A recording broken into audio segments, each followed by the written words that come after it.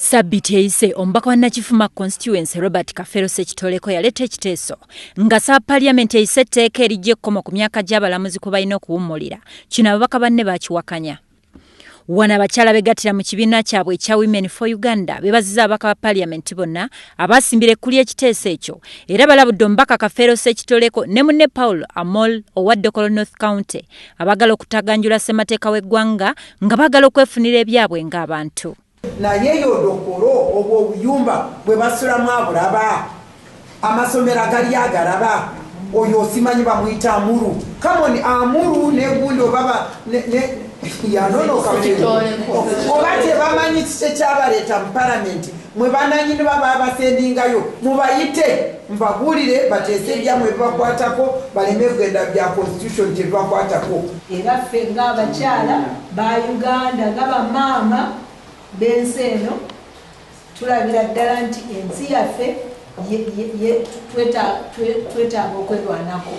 Wabula tebeewuunya olw'okuba Kafero yaleeta ekiteeso ekyo anti mu kulonda okwakaggwa kyategerekka nti yaweza mpapula za buyigirize yandibanga yeenoonyeza banaamuttira ku liiso aleme kufuumulwamu ne mubaka munne Paul Amol naye tebyamutambulira bulungi anti akyali mu kkooti n'oyo gwe yavuganya naye.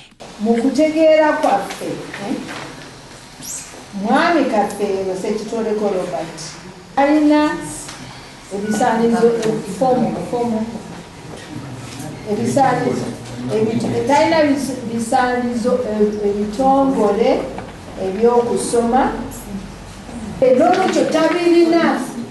Nze bino si bigambo byange, bino bigambo byaki bya National Council, National Examination Board ya Uganda mweyogera.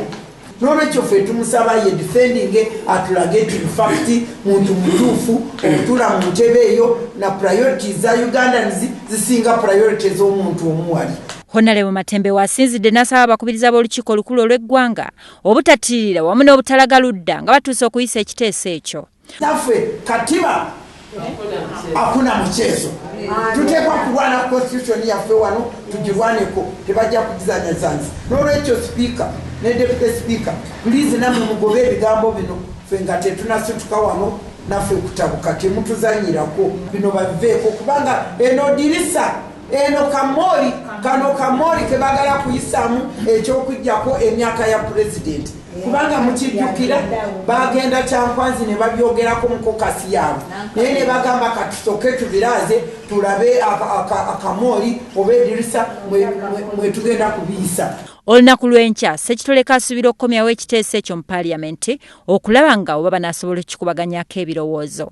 Eggulu erikusakiddwa mu Kisaddaani ku lwa WBS Amasonsole.